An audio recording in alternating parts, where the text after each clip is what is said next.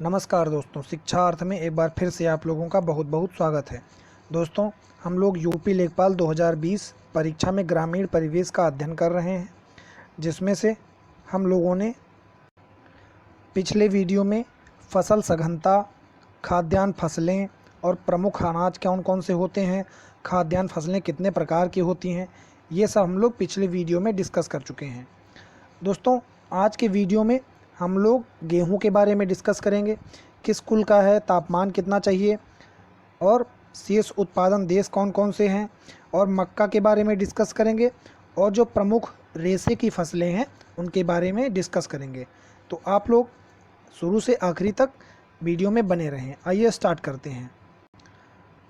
दोस्तों, अगर आप लोगों ने यूपी लेखपाल परीक्षा के लिए जो हम लोग वीडियो चला रहे हैं ग्रामीण परिवेश के, पिछले वीडियो नहीं देखे हैं तो डिस्क्रिप्शन बॉक्स में जा कर के लिंक दी हुई है, उस पर क्लिक करके आप लोग देख सकते हैं।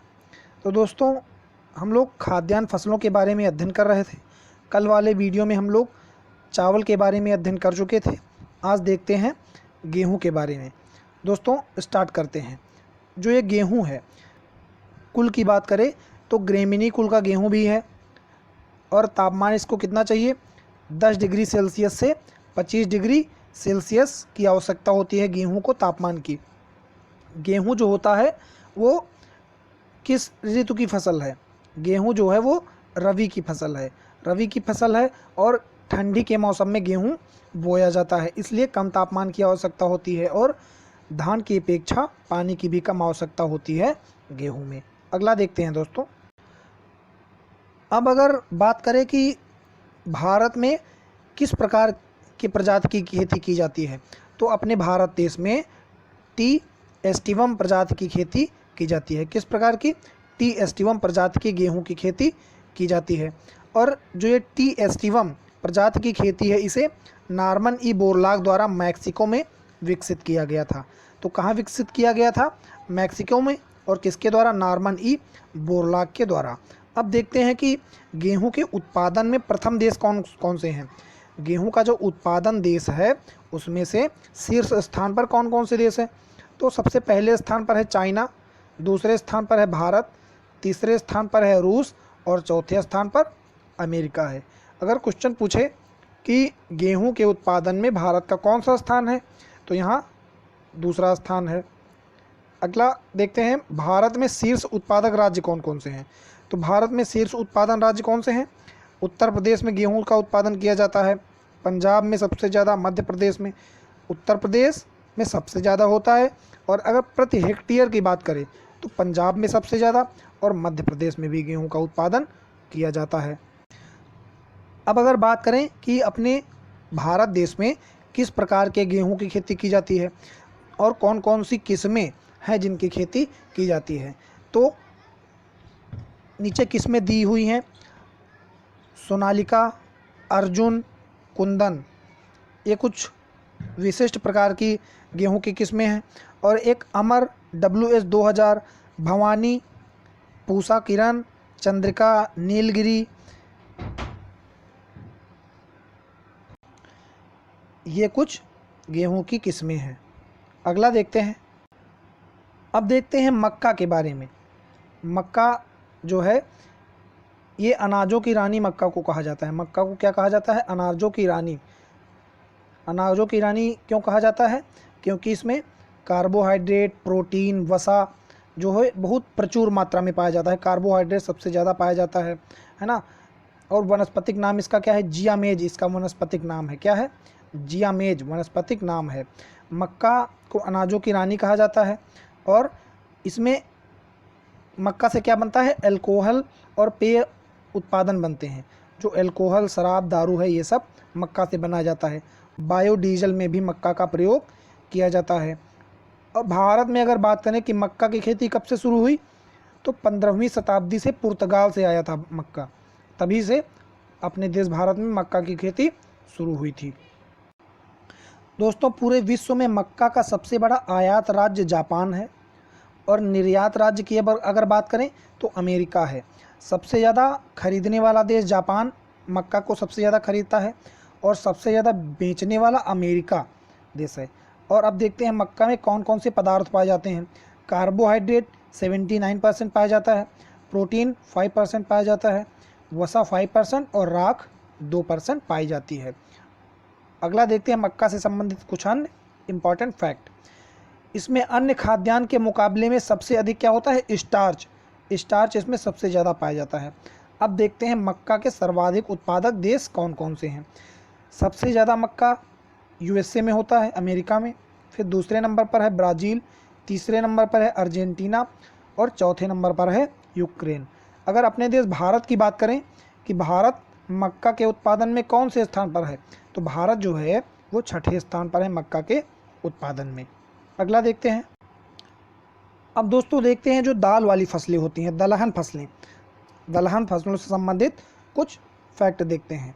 दलहन फसलें किस कुल की हैं, लेग्यूम कुल की हैं। किस कुल की, तो ये लेग्यूम कुल की हैं। ये फसलें सभी ऋतुओं में उगाई जाती हैं। जो दलहन फसलें जो होती हैं वो खरीफ ऋतु में भी, रबी ऋतु में भी और जायद ऋतु में भी उगाई जाती हैं। तो अगर पूछे कि ऐसी कौन सी फसल है जो सभी ऋतुओं में उगाई जाती है, तो वो दलहन फसलें हैं जो कि तीनों ऋतुओं में उगाई जाती हैं। अब देखते हैं दोस्तों तीनों ऋतुओं में कौन कौन सी फसलें हैं। तो अब दोस्तों देखते हैं कि कौन सी ऋतु में कौन से प्रकार की दलहन उगाई जाती है। अगर खरीफ ऋतु की बात करें, खरीफ ऋतु मतलब जब धान उगाया जाता है, और रबी ऋतु मतलब जब गेहूँ उगाया जाता है। तो खरीफ ऋतु के टाइम पे कौन कौन से दलहन उगाए जाते हैं, अरहर, उर्द, मूंग, लोबिया और सोयाबीन उगाई जाती है। अगर रबी फसल की बात करें तो रबी फसल में चना, मटर, मसूर और खेसारी उगाई जाती है।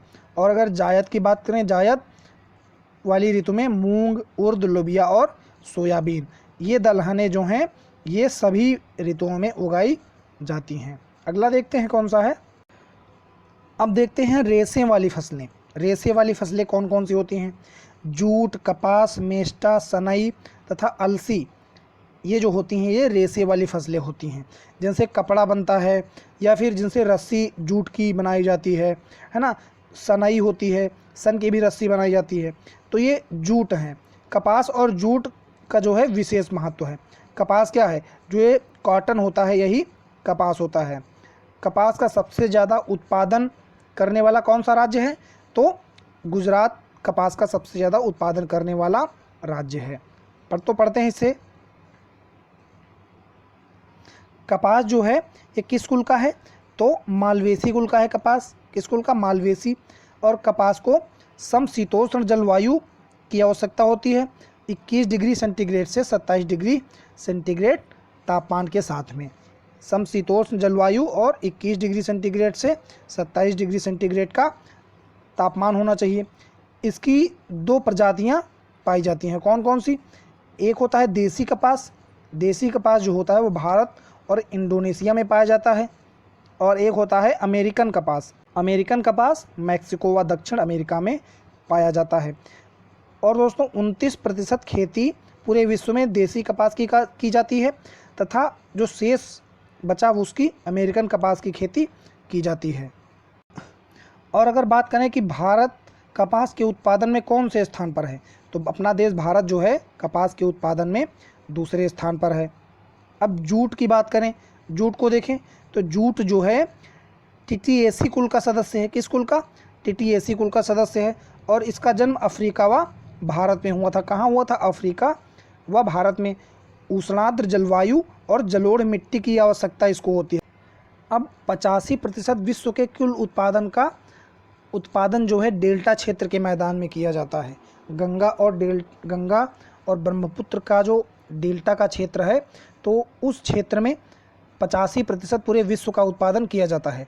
अगर उस क्षेत्र में 85% किया जाता है तो विश्व का सबसे ज़्यादा जूट उत्पादन देश कौन सा होगा, भारत होगा।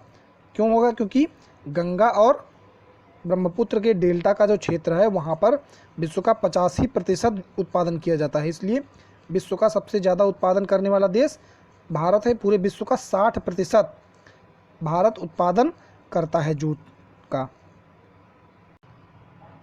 और अगर जूट उत्पादन की बात करें तो जूट उत्पादन में बांग्लादेश और चीन भी अग्रणी स्थान पर है। बांग्लादेश और चीन में भी अच्छा खासा जूट उत्पादन किया जाता है। भारत में जूट उत्पादन राज्य कौन कौन से हैं देख लेते हैं। तो भारत में सबसे ज़्यादा अगर जूट उत्पादन होता है तो पश्चिम बंगाल में होता है। पश्चिम बंगाल में क्यों, अभी बताया, क्योंकि वो जो है वो गंगा और ब्रह्मपुत्र नदी के डेल्टा के बीच में स्थित है। बिहार, असम और उड़ीसा, ये जो राज्य हैं यहाँ पर जूट उत्पादन होता है। अगर बात करें केंद्रीय जूट उत्पादन अनुसंधान कहाँ पर है, तो बैरकपुर में है, जो कि पश्चिम बंगाल में पड़ता है। एक बात दोस्तों और बता दें कि 2019 में केंद्रीय कैबिनेट की बैठक हुई और उसमें जूट पैकेजिंग मटेरियल अधिनियम 1987 लागू किया गया, जिसके तहत क्या किया गया कि जिसमें कैबिनेट मीटिंग में निर्णय लिया गया कि 100% जो अनाज होंगे, जो भी अनाज अपने देश में बनाए जाएंगे, उनको क्या किया जाएगा कि जूट के बोरों में पैक किया जाएगा और जूट के बोरों में पैक करके क्या किया जाएगा, उसका निर्यात किया जाएगा, बेचा जाएगा अगले देशों में, है ना। तो इससे क्या होगा कि जूट की जो है खपत बढ़ेगी और जूट की खपत बढ़ेगी तो जूट का उत्पादन अधिक होगा।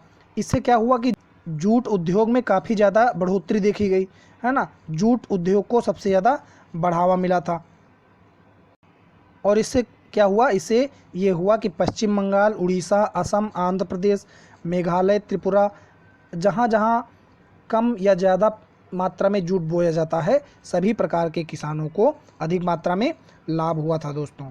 तो दोस्तों आज का ये वीडियो यहीं तक रहेगा। कल वाले वीडियो में हम लोग क्या डिस्कस करेंगे, गन्ना के बारे में डिस्कस करेंगे और आगे का जो पार्ट है जैसे कि चाय, कॉफ़ी, इनसे सबसे क्वेश्चन ज़रूर आते हैं ग्रामीण परिवेश के चैप्टर से, तो ये हम डिस्कस करेंगे। इसमें इसका वानस्पतिक नाम क्या है, इसका कुल क्या है, और विस्तार से हम लोग इसका डिस्कस करेंगे। आप लोगों से एक प्रश्न है, गन्ने का उत्पादन सबसे ज़्यादा किस देश में किया जाता है और भारत में इसका कौन सा स्थान है। एक बार फिर से सुन ले, गन्ने का उत्पादन सबसे ज़्यादा किस देश में होता है और भारत में इसका कौन सा स्थान है। आप लोगों को ये क्वेश्चन नीचे कमेंट बॉक्स में बताना है। और दोस्तों अगर वीडियो अच्छा लगा हो तो लाइक करें, दोस्तों में शेयर करें, कमेंट करें। अगर नए हैं तो चैनल को सब्सक्राइब करें। बहुत बहुत धन्यवाद दोस्तों।